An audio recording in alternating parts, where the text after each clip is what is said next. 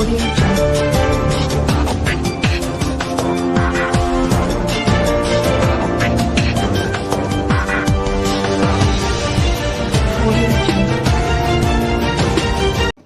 कानून के हिसाब से कि सुन्नी मुस्लिम वक्फ कमेटी 1950 और उसके पहले से है, लेकिन एक बात ये है कि कमेटी का अभी के रिसेंट कानून के मुताबिक कमेटी का कोई सोसाइटी के हिसाब से रजिस्ट्रेशन हुआ है कि नहीं, ये कानूनी मुद्दा है। क्योंकि कोई भी कमेटी का मतलब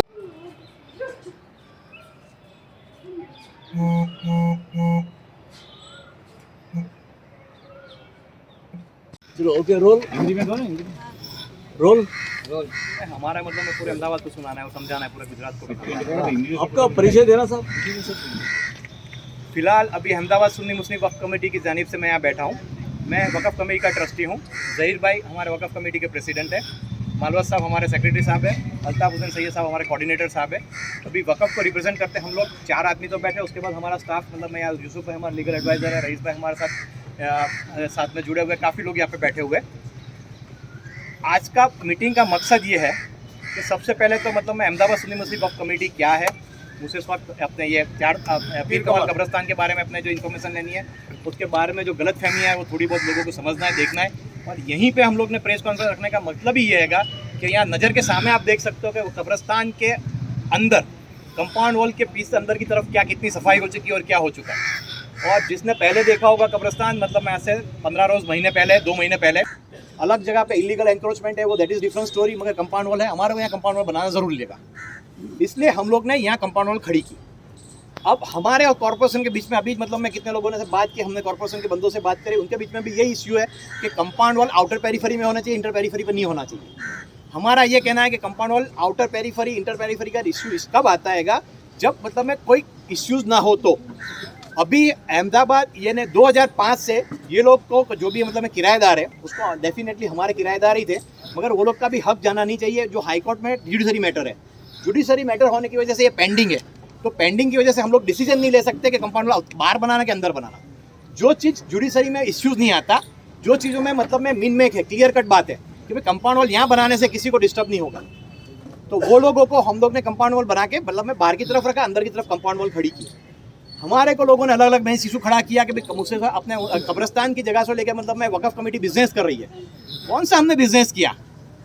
ये वक्फ का पंसे जो बोल रहा है वक्फ कमेटी बिजनेस कर रही है, उसको पता नहीं है कि वक्फ का मकसद क्या है। वक्फ का मकसद ये है कि वक्फ की प्रॉपर्टी को किराए पे दी जाए, किराए पे उसकी आमदनी में से मस्जिद, दरगाह या जो कुछ भी इमामों का खर्चा वो मेंटेन किया जाए। उसका वक्फ का कंसेप्ट ही है।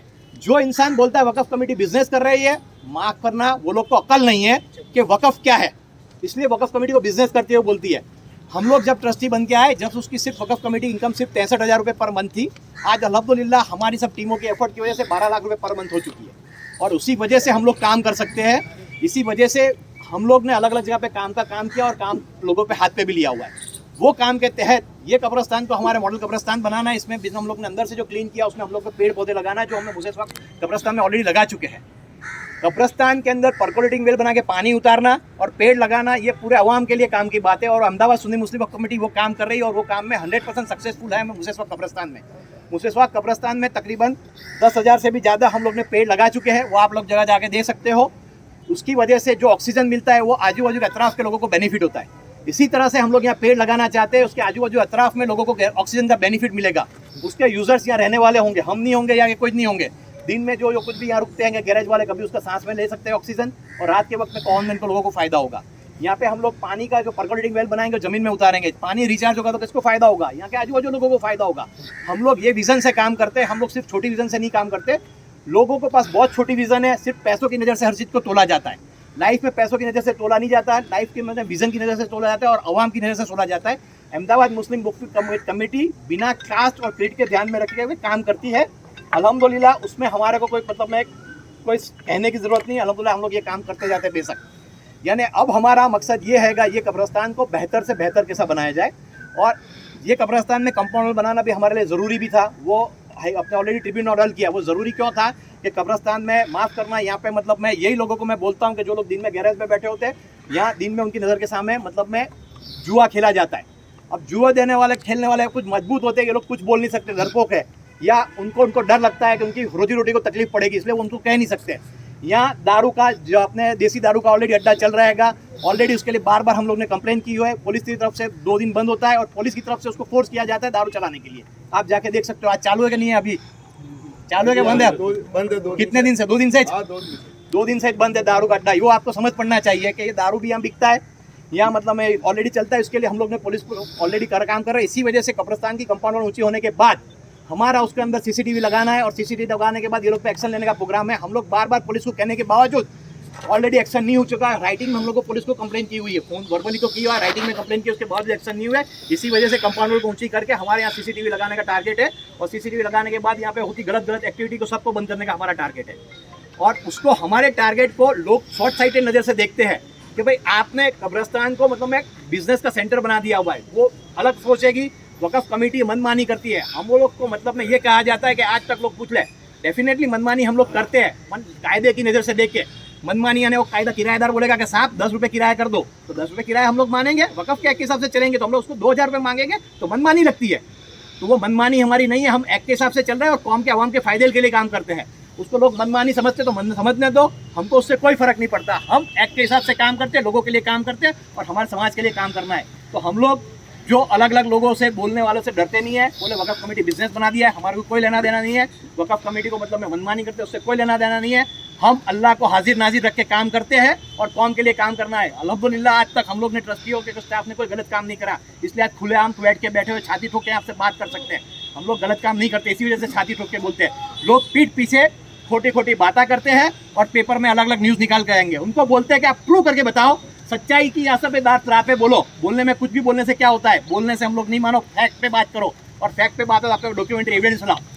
एक डॉक्यूमेंट एविडेंस लाए बगैर बात नहीं करना चाहिए, फैक्ट के ऊपर बात करना चाहिए। अभी हमारे कॉर्पोरेशन वालों से मीटिंग हुई, कॉर्पोरेशन वालों को भी यही बताया हुआ है कि आउटर पेरीफेरी पे भी हम लोग फेंसिंग करना चाहते हैं, और जरूर पड़ी तो कंपाउंड वॉल विथ मतलब में गैप करके वो लोग कॉर्पोरेशन वालों को भी हम लोग कन्विंस करेंगे। कॉर्पोरेशन वालों पर भी प्रेशर किया जा रहा है अलग अलग लोगों की तरफ से, कंपाउंड वॉल क्यों क्रिएट नहीं कर रहे हो। डेफिनेटली वो लोग भी कायदे के गुलाम है और कायदे से बंधे हुए।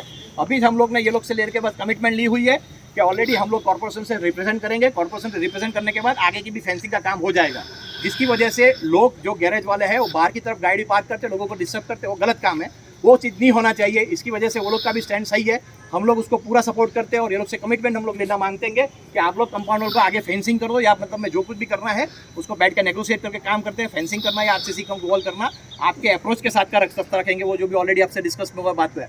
हम लोग वो हर चीज़ करना चाहते हैं जो कायदे के रूल्स रेगुलेशन में हो, मगर हम लोग किसी से डरना नहीं चाहते।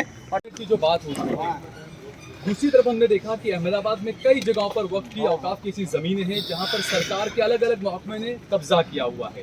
तो क्या जब एक आम आदमी पर या नॉर्मली किसी ऊपर लैंड ग्रैबिंग का जो एक्ट लगता है, तो क्या सरकार के जिन लोगों ने ज़मीनों पर कब्जा किया वक्फ की ज़मीनों पर, क्या उन पर लैंड ग्रैबिंग का एक्ट नहीं लगना चाहिए? क्या वक्फ कमेटी उसे लेकर कोई कानूनी कार्रवाई करने के, कोई कदम उठाने की उसमें है या नहीं?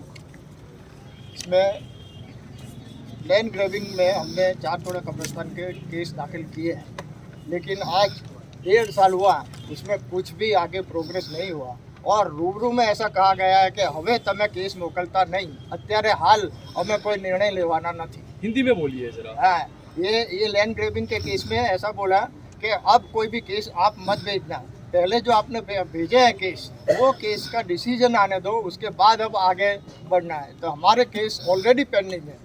और इसके अलावा जो वक़्फ़ एक्ट के कलम 52A वो फौजदारी कलम है, और वो फौजदारी में भी अगर किराएदार किसी को पेटा भाड़े देता है या तो डायरेक्ट एनक्रोचर है, उसके सामने भी फौजदारी केस किया जाता है। हमने वो एक केस भी किया है, टेस्ट केस किया है, आज उसको 2.5 साल हुए, लेकिन कोई प्रोग्रेस उसमें भी नहीं हुआ है।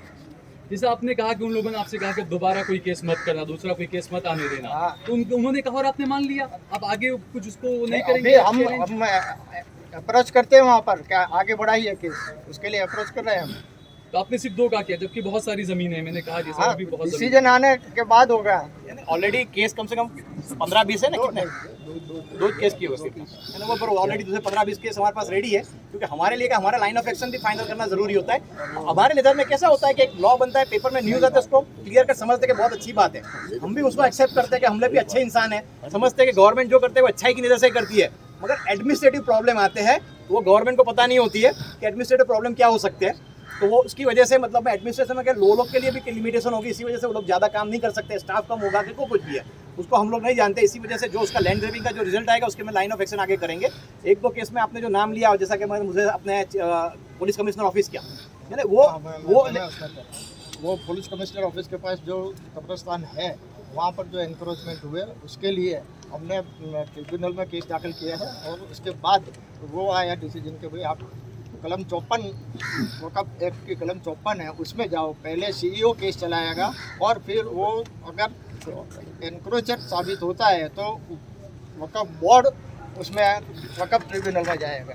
तो ऑलरेडी हमने अर्जी की वक़्फ़ एक्ट कलम 54 की, ये शाहीबाग कब्रिस्तान पुलिस कमिश्नर ऑफिस के बाजू में उसके लिए, और उसमें प्रोग्रेस अभी ये है कि नेक्स्ट मंथ में वक़्फ़ बोर्ड उसके सर्वे के लिए, साइट विजिट के लिए आने वाला है। यानी कोई गरीब अगर अपना कुछ करे या कोई मुसलमान अगर कुछ करे तो उस पर फौरन बुलडोजर चला दो, ये सरकार का वो है, जबकि सरकार खुद अगर करे तो उनको लंबा लंबा कोर्ट का टाइम दूरी तमाम चीजें से मानी जाए। इसका भी जवाब हम लोग नहीं दे सकते, दैट इज डिफरेंट। अब्दुल साहब एक सवाल पूछा आपसे कि जिस तरीके से आपने बताया कि अगला कोई केस मत बेचना है, तो ये लिखित में दिया गया है या मौखिक कहा गया है किसी नाम से?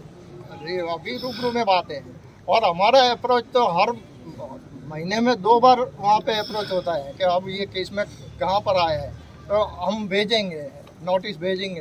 नहीं, किसकी जानिब से आपको ये जवाब मिला, कुछ बता सकते हैं? कलेक्टर ऑफिस में चिटनीस प्राइस। अच्छा सर, 2 लाइन में बताइए कि आज की पीसी रखने का मेन मकसद क्या था और क्या कुछ करना चाहते हैं, कॉर्पोरेशन ने क्या कहा है और आप लोग क्या करना चाहते हैं? आज की मीटिंग का सबसे पहला मकसद था कि आप लोग नज़र से देख लें ये कब्रिस्तान क्लीन कितना हो चुका है, कब्रिस्तान को मतलब में कंपाउंड वॉल बनाने से क्या सेफ हो चुका है, ये सबसे पहला मकसद था। और दूसरा मतलब में कितने लोगों को मिसअंडरस्टैंडिंग है, कब्रिस्तान को बिजनेस बना चुके हैं या कब्रिस्तान को मतलब में नज़र से हमें देख लीजिए क्या बिजनेस है, क्या काम है और क्या तकलीफ में लोग हैं, वो सब आपके नज़र से देखना है, नज़र से मुआयना करना है। यहीं रखने का रीज़न ये है कि नज़र से आप देख सकते हो कि कब्रिस्तान का स्टेटस क्या है। हम लोग सिर्फ बातें नहीं करते, एक्शन में बताते हैं, और एक्शन में आपको दिख रहा है अगर कब्रिस्तान कंपाउंड वॉल के अंदर की तरफ 100% क्लीन है। और नेक्स्ट अभी हमारे जो वक्त आने पे मतलब में जैसा कि जो इलीगल एक्टिविटी होती है उसको रोकना है, वो भी हमारा शॉर्ट टाइम में काम हो जाएगा। सर, कितनी बड़ी कंपाउंड वॉल बनाई गई है और ये गेट कब बनाया गया? ये सब तकरीबन अभी 3-4 महीने के अंदर में काम हुआ है। और अपने हम जो कंपाउंड वॉल बनाई हुई है कितनी बड़ी है ना, ये ऑलरेडी हमारे पूरा प्रोजेक्ट का 15,000 स्क्वायर यार्ड का जो प्लॉट है उसकी कंपाउंड बनाई हुई है। कितना भाड़ू आता है? 100 के करीब है, 104 के करीब 104 16 साल से बेघर है। ठीक है, बहुत बढ़िया। हम्म।